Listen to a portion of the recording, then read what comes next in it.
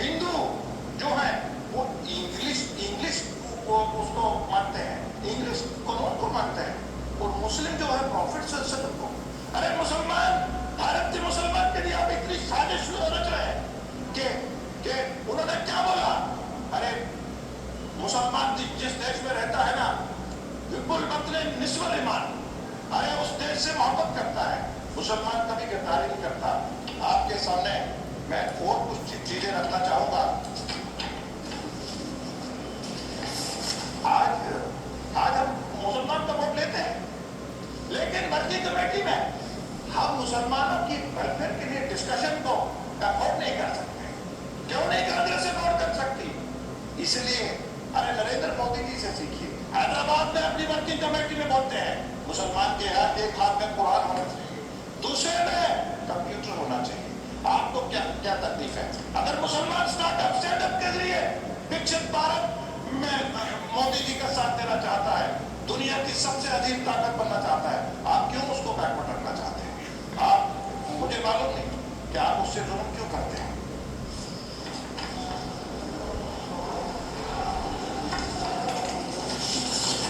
मुझे मालूम है आपको मेरी बातें अच्छी नहीं लगेंगी, मैं जानता हूं, क्योंकि आप मैं में रहते हैं, हम में आएंगे तो मेरी बातें समझ आएंगी।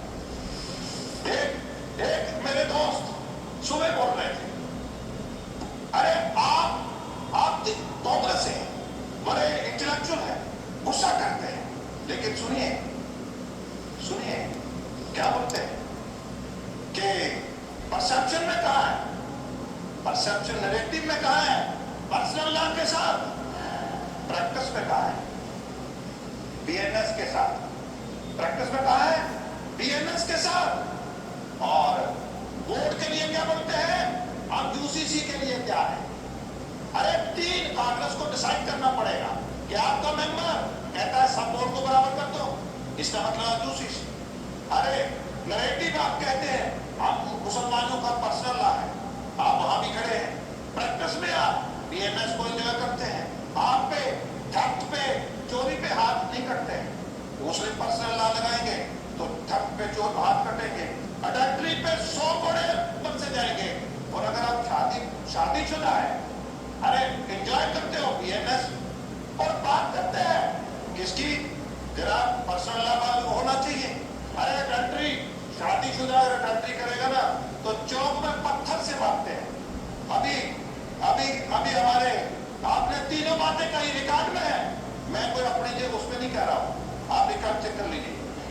अभी केरला की बात हुई, केरला के लिए कांग्रेस और टीएमसी दोनों कह रहे हैं कि जो जिनके पास वो प्रॉपर्टी है हम दे देंगे। अरे 1995 एक्ट के तहत देंगे, जब 225 एक्ट के तहत देंगे। आप हम सदन को बताइए, आप कैसे उस प्रॉपर्टी को दे सकते हैं?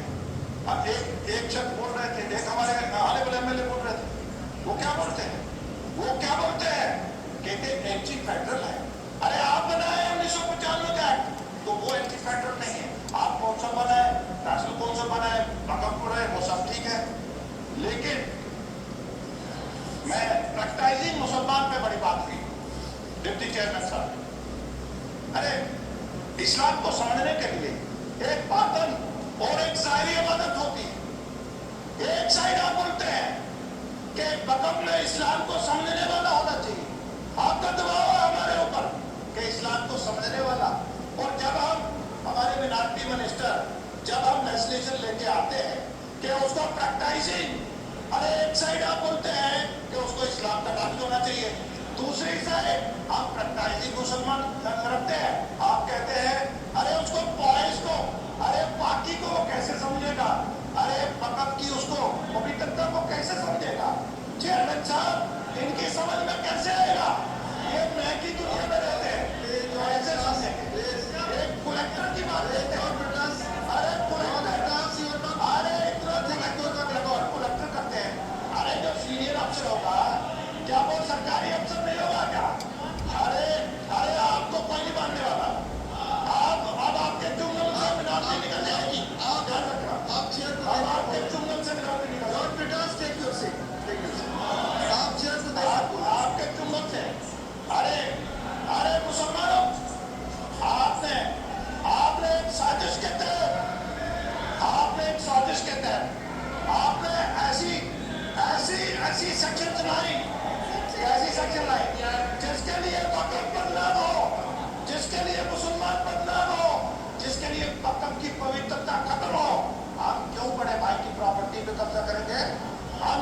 है क्या?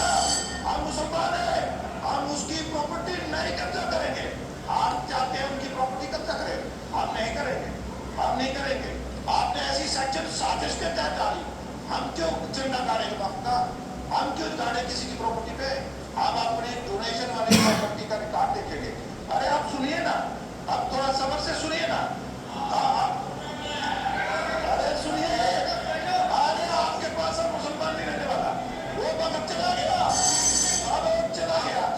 अरे मुझे संबोधित करिए और कंक्लूड करिए। अरे अरे अरे नाउमीदी, अरे नाउमीदी, डिप्टी चेयरमैन सर, कंक्लूड करिए। चेयरमैन सर, हम नॉर्थ ईस्ट में गए, वाइट ट्राइबल का जमीन, वाइट ट्राइबल ने मुसलमानों को कब्रिस्तान के लिए गिफ्ट दिया है। तो ये क्या बोलते हैं कि मुसलमानों आप ट्राइबल की जमीन में भी जाओ। ट्राइबल ने पहले हमें गिफ्ट दिया नॉर्थ ईस्ट में आके। अरे आप सुनिए, अरे सुनिए, अरे आपको मालूम नहीं है, पहले ये देखिए, गुलाम अली जी आपका समय खत्म हो चुका है।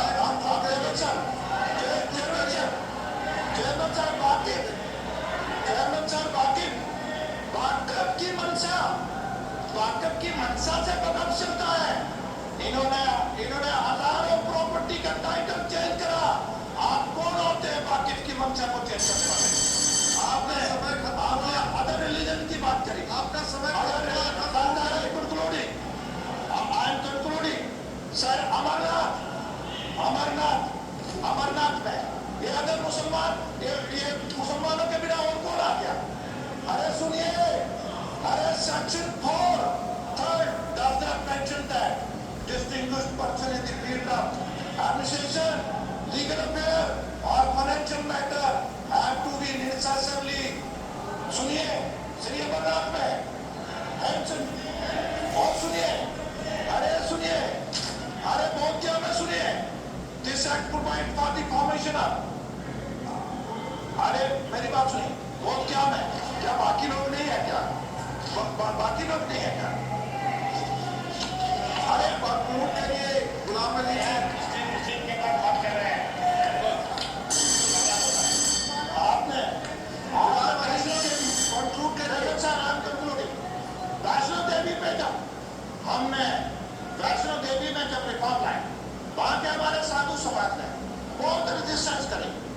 डिप्टी चेयरमैन सर, आज वहां बोर्ड बना, श्राइन बोर्ड बना, आज वहां यूनिवर्सिटी बनी, आज वहां सुविधा है, आज वहां कैंसर अस्पताल बना। लेकिन 70 साल में आपका हिसाब हम सीबीएस के जरिए ले गए। आपने लूटी है प्रॉपर्टी, हम ले गए सर। इन्होंने मासूम, ये मुसलमानों का मसीहा बनते हैं। पिछले 30 सालों में 40,000 से ज्यादा मासूम इन्होंने कब्रिस्तान में सुला दिए। आज इनको धन्यवाद, आज इनको रूट करिए, कंक्लूड करिए गुलाम अली जी, कंक्लूड करिए। हमारे यहाँ बोलते हैं, अरे बीजेपी ने एमपी नहीं बनाया, बीजेपी एमएलए को टिकट नहीं देता। अरे आप 70 साल सत्ता में रहे, आप बताइए स्टेट वाइज चपरासी कितने मुसलमान बनाए? आपने स्टेट कैडर के कितने मुसलमान बनाए? आपने कितने आईएएस अफसर मुसलमान बनाए? अरे बात सुनिए ना, अरे फेलोशिप की बात करते हैं, अरे बजट कम हो गया इसकी बात करते हैं। आप मुसलमान के विरोधी। मैं कंक्लूड करूंगा, मैं कंक्लूड करूंगा कि सर आज जरूरत है कि हम इस बिल की हमायत करें ताकि वक़्त दोबारा कम्युनिटी की रूहानी और माशी ताकत बढ़े, ताकि वो मसाजिद, वो मदारस, वो कब्रिस्तान, वो खस्ता हाल शिकार जो प्रॉपर्टीज है, इन्हें दोबारा संभाला जा सके। धन्यवाद से कंक्लूड कर रहा हूँ सर, धन्यवाद। परों को खोल, ज़माना उड़ान देखता है, परों को खोल, ज़माना उड़ान देखता है, जमीन पे बैठ के क्या आसमान देखता है। शुक्रिया, जय धन्यवाद। माननीय Pramod ji rule, deputy chairman साहब रूल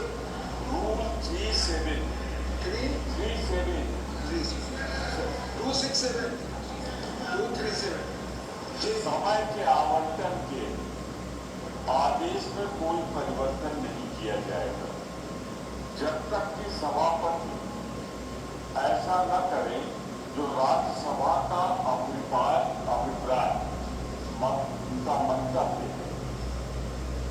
मालूम करके इस बात से संतुष्ट हो जाए कि ऐसे परिवर्तन के लिए सामान्य सहमत है। ऐसा परिवर्तन मैं एक अनियमितता से सदन को बचाना चाहता हूं। मेरा कोई उद्देश्य किसी के खिलाफ नहीं है, पर एक अनियमितता हो रही है, मैं उसकी तरफ ध्यान खींच रहा हूं। आप मेरी ख्याल से समझने के बाद सहमत हो जाएंगे। श्रीमद सामान्यता सदन 6 बजे तक चलता है। इस समय 11:44 हो गए, तो 6 बजे के बाद समय अगर बढ़ाना है तो सबकी अभिप्राय, सबकी राय ली जाएगी। दूसरा, जो पीएससी थी जिसमें आप भी थे, हम भी थे, सभी लोग थे, इसमें हमने 8 घंटे के लिए आमंत्रित किया था। तो 1 बजे से 8 घंटे जोड़ लीजिए, 9 बज गए। तो ये 2 घंटे 44 मिनट से जो सदन चल रहा है, इसके लिए सैंक्शन किसकी है?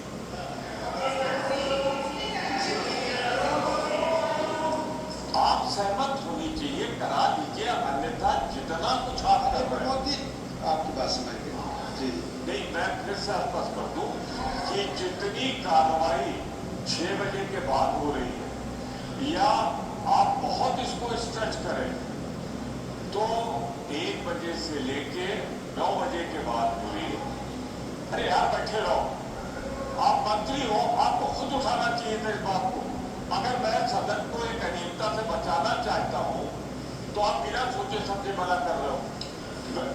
मैं सिर्फ ये कहना चाहता हूं कि राज्यसभा है, काउंसिल ऑफ स्टेट है, आप समझे जाते हैं उच्च सदन, और आप अनियमितता आपकी बात सुनिए please please. Honourable members already आप please yes I've been blatantly violated. Blatantly violated. No sense of the house was taken by the please I've got honorable members, it is as per recommendation of BSc and HC has approved it as required under Rule 37 and it has been made public. Please no please, it has been already come to the no sir, I have already clarified it. Mr. Ramnath Thakur, please. धन्यवाद उपसभापति जी।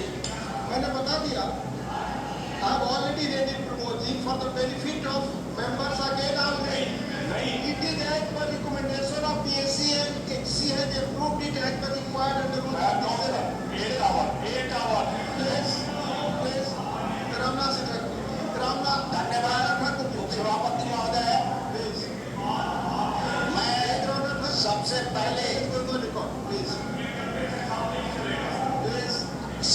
पहले रिजू जी ने